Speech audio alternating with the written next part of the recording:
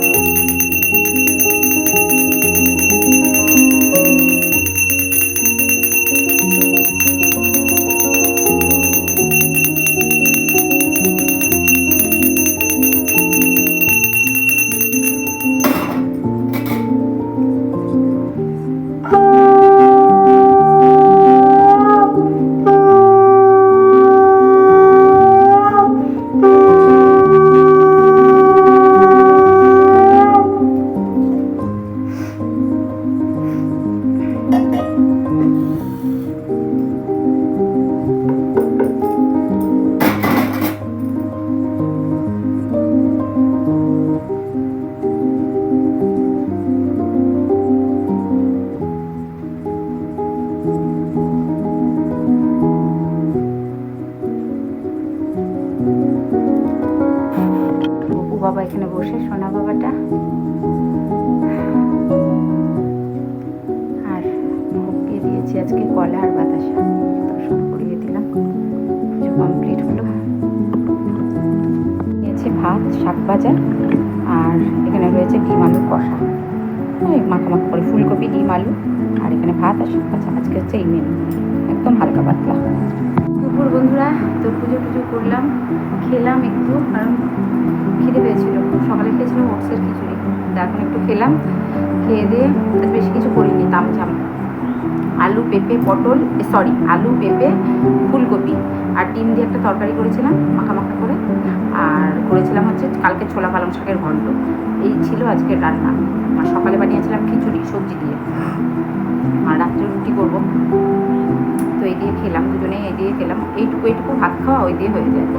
আর বেশি কিছু আজকে করিনি, কালকে অনেকগুলো রান্না করেছিলাম। করিনি এই কারণেই আজকে ব্ল্যাঙ্কেট কেচেছি, একটা একটা করে কাচতে হবে, তো ওগুলো সব কেচে শীতকালে তুলে রাখা ছিল, কিন্তু তবুও না কেচে গায়ে দিলে না কেমন একটা ইচিং হয়, তো যার জন্য কেচে দিলাম। সেই কেচে ছাদে মেলে দিয়ে এসেছি, আমি একাই করেছি। হ্যাঁ, একাই করতে হয় আমাকে।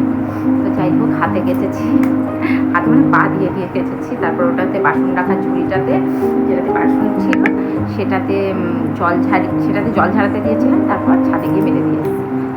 তো এই হচ্ছে ব্যাপার। তারপরে এও ফোন করলো, তাদের সাথে কথা বললাম। আর এখন জামা কাপড় আনতে হবে ছাদ থেকে, যেগুলো অনেক কেচেছি সেগুলো রয়েছে, সেগুলো নিয়ে আসবো। কালকে কিছু জামা কাপড় আছে, সেগুলো একবারে সন্ধ্যাবেলা বসে বসে সব গোছাবো। বোতলে জল ভরবো, সময় এখন একটু রেস্ট করলে আর পারছি না। বন্ধুরা, তো এই যে এখন এসেছি রুটি বানাতে। রুটি প্রায় হয়ে গেল, কারণ 5টা রুটি বানিয়েছি, কান্তিবাবুর 3টে, আমার 2টো, মোট 5টা রুটি আমার হয়ে গেছে। দিনের যা তরকারি আছে ওই দিয়ে হয়ে যাবে, আর কিছু করবো না। এখন রয়েছে বোতলে জল করলাম, প্রচুর কাজ ছিল, সেগুলো সব একটা একটা করে সাপটালাম। আর আমাকে দেখেছো ঝাপটি মাসি লাগছে, চুল টুল কিচ্ছু আশ্রয়নি, প্রচুর কাজ ছিল। জল ভরা বললাম, যেগুলো ছিল করলাম। এবার গ্যাস ওভেনটা একটু, রুটি করলে না প্রচণ্ড গুঁড়ো গুঁড়ো পড়ে যায় গ্যাসের, মুছে নেব। আর দিনের তো তরকারি রয়েছে, একটু গরম করবো, ব্যাস। কান্তিবাবু আসলে দিয়ে দেবো খেতে, আর ও আসলে চা করবো, আমিও একটু চা খাবো। একবার খেয়েছি সন্ধ্যাবেলা, কারণ আমার সন্ধ্যাবেলা শীত গ্রীষ্ম বর্ষা যাই হোক, আমার সন্ধ্যাবেলা ঘুমাই চাই না ঘুমাই, আমার 1 কাপ চা দরকার। আর এখন রয়েছে প্রচুর কাজ, সেগুলো ঠিক করে সারবো। প্রচুর কাজ বলতে গেলে রয়েছে, ওটাকে কী বলে যেন, জামা কাপড় আছে প্রচুর, সেগুলো ভাঁজ করতে হবে। মানে প্রচুর, এক প্রস্ত। মুদিখানার বাজার এনেছে, সেগুলো তুলতে পারিনি, সেগুলো তুলবো। কী এনেছে আগে দেখি, দেখাও হয়নি আমার। এতটাই আমি সন্ধ্যা থেকে বসেছিলাম, লেজি লাগছিল। দেখি কি এনেছে। একটা বিস্কিট এনেছে, পার্লেজির একটা গুড ডে 2020, এটার একটা মেরি বিস্কুট, কারণ আমি হচ্ছে চায়ের সাথে মেরি বিস্কিটটা পছন্দ করি। ওকে, তার জন্য মেরিটা নিয়ে আসি, এটা আমার চায়ের সাথে খেতে ভালো লাগে। দেখি কি এনেছে। ও তেলটা আমি বের করে নিয়েছি, বাদাম,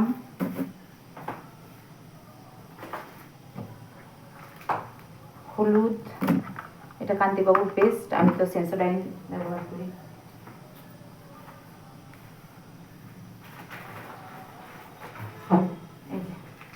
এখন এই ফরচুনের এই আটাটা 5 কিলো পাওয়া যাচ্ছে না, তো তার জন্য 1 কিলো প্যাকেট এনেছে। আর এটাতে মনে হয় 5 ফোড়ন আনতে বলেছিলাম। আর এই যে সিনথল, এই যে সিনথলের এইটুকু একটা সাবান এনেছে। তো এগুলো সব মুদিখানার বাজার আমাকে নিয়ে এসেছে, আমার ঢালা হয়নি, তোলাও হয়নি। চলো,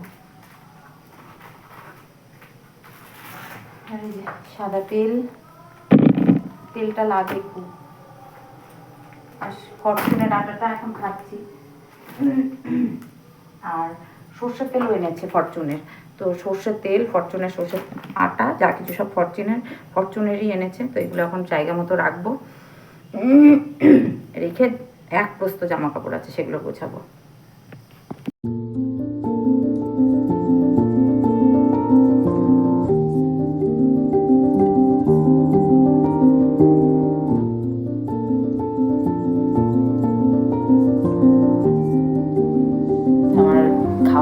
সব হয়ে গেছে, কান্তিবাবু তো আগেই খেয়ে নিয়েছে, তারপরে আমি খেলাম।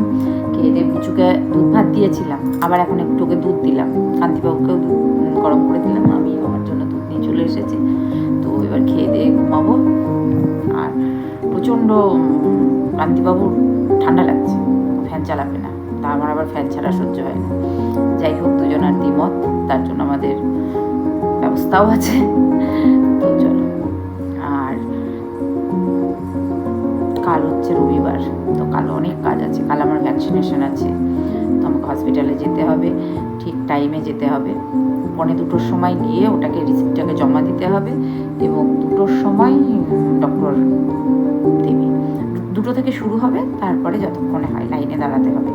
আর এই যে ভ্যাকসিনগুলো, এগুলো ইয়েতে পাওয়া যায় না, মানে ওটাকে কি বলে যেন, কোনো বেসরকারিভাবে নেওয়া যায় না, এটা আধার কার্ড জমা দিয়ে হসপিটাল থেকেই নিতে হয়।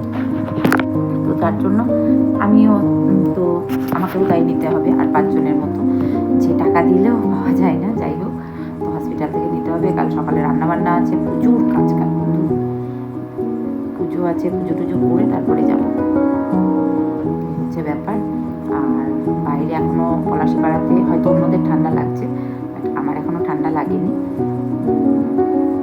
তো আমি একটা কথা বলি, আমি ফেসবুকে একটা পোস্ট করেছি, একটা গান দিয়ে একটা রিলস পোস্ট করেছি।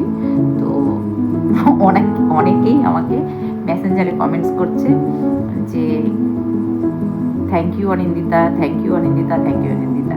কারণ এই পোস্টটা করেছি বলে, বেশিরভাগই ফিমেল, নট মেল, ঠিক আছে, যারা আমাদের মতো কিছু মানুষের শিকার, যারা আমাদের মতো কিছু মানুষের অকথা কুকথার শিকার, তারাই বারবার বলছে thank you Anindita, thank you Anindita, thank you Anindita.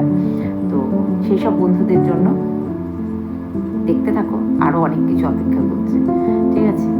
তো হিংসা করে কোনোদিন বড় হওয়া যায় না, হিংসা করে কোনোদিন লাভবান হওয়া যায় না, অন্যকে ছোট করে নিজে কোনোদিন বড় হওয়া যায় না। অন্যকে তুমি ছোট করবে, অন্যকে হেলাচেত্তা করবে, অন্যকে টোন্টিং করবে, অন্যকে হিংসা করবে, তাই করে কোনোদিন বড় হওয়া যায় না। যার যেটা প্রতিভা, মতলব ক্রিয়েটিভিটি, যার যেটা প্রতিভা, সেটা প্রকাশ আসবে। সে তোমার আজ নয় কাল, কাল নয় পরশু। তো ভগবান প্রত্যেকের মধ্যে কিছু না কিছু প্রতিভা রেখেছে, ক্রিয়েটিভিটি আছে প্রত্যেকের মধ্যে। তো সেটার জন্য তোমরাও প্রকাশ করো, তোমরাও পারবে। বাট কারোর উন্নতি দেখে, কারোর ভালো কিছু দেখে সেটাকে নিয়ে হিংসা করা, সেটাকে নিয়ে সমালোচনা করা, সেটাকে নিয়ে করা, এটা ঠিক নয়, এটা করো না, এটা করলে নিজেরই ক্ষতি। তো আমি যে পোস্টটা দিয়েছি তার পিছনে অনেক কারণ আছে, অনেক কিছু আছে, যারা একটু বুদ্ধিমান তারা সকলেই বুঝতে পেরেছে এবং তারা একের পর এক আমাকে মেসেজ করছে মেসেঞ্জারে যে কী ব্যাপার অনিন্দিতা, তুমি খুব ভালো পোস্ট করেছো, আমাদের সাথে মিলছে, হ্যান ত্যান ইত্যাদি ইত্যাদি। তো তাদের উদ্দেশ্যে বলতে চাচ্ছি যে থ্যাংক ইউ সো মাচ। তোমরাও সাহস করো, সাহস করে অন্যায়ের বিরুদ্ধে লড়ো। তোমরাও পারবে। সাহসটা খুব বড় জিনিস। আমি যদি কারোর অন্যায় না করি, আমি যদি সৎ পথে থাকি, সৎকর্ম করে যাই, তাতে যদি লোকের হিংসা হয়, যে আমি বলেছি আমার তাতে কিছু এসে যায় না। তো পোস্টটা ভীষণ ভালো লেগেছে, আমার গানটা ভীষণ ভালো লেগেছে। আমি ওই গানটাতে 2-3টে রিলস বানিয়েছি, আমার প্রচুর ভিউজ এসেছে। তো thank you thank you thank you so much তোমাদের এত ভালোবাসা দেওয়ার জন্য, আমার পাশে থাকার জন্য। Thank you so much. চলো আজকের মতো আসি, দেখা হচ্ছে নেক্সট ভিডিওতে। Tata, good night, love you all, love you all, good night. আর হ্যাঁ, লোকের কথায় কান দেবে না। কে কী বললো না বললো টেকেন ফর গ্রান্টেড করবে তাদেরকে, তাহলে জীবনে এগিয়ে যেতে পারবে। আমি যখন প্রথম ভিডিও শুরু করি, প্রচুর অনেকের অনেক বাজে নেগেটিভ কমেন্টস, প্রচুর জঘন্য কমেন্টস এসেছে, কিন্তু বলেছে, একদিন বলেছে, 2 দিন বলেছে, 3 দিন বলেছে, তারপরে তাদের মুখ আপনি বন্ধ হয়ে গেছে। এখন তারা কি করে, ফার্স্টেশনে ভোগে যে ও করছে, ও বলছে, আমি করলাম না, আমি বললাম না। বাট সবার মধ্যেই কিছু না কিছু প্রতিভা আছে, তোমরাও চেষ্টা করো, পারবে। আর হ্যাঁ, এখন সবার হাতেই স্মার্টফোন, আমার হাতে, তোমার হাতে, প্রত্যেকের হাতেই স্মার্টফোন, তোমরা চাইলেই করতে পারো। তবে হ্যাঁ, এটা বলতে পারো যে তোর মতো অমুক তমুক এটা সেটা যেটা বলে বেড়াচ্ছ আর কি, আপনার সোচ, আপনার নজরিয়া, তো তার জন্য তো আমার কিছু করার নেই। যাই হোক, tata, love you, good night.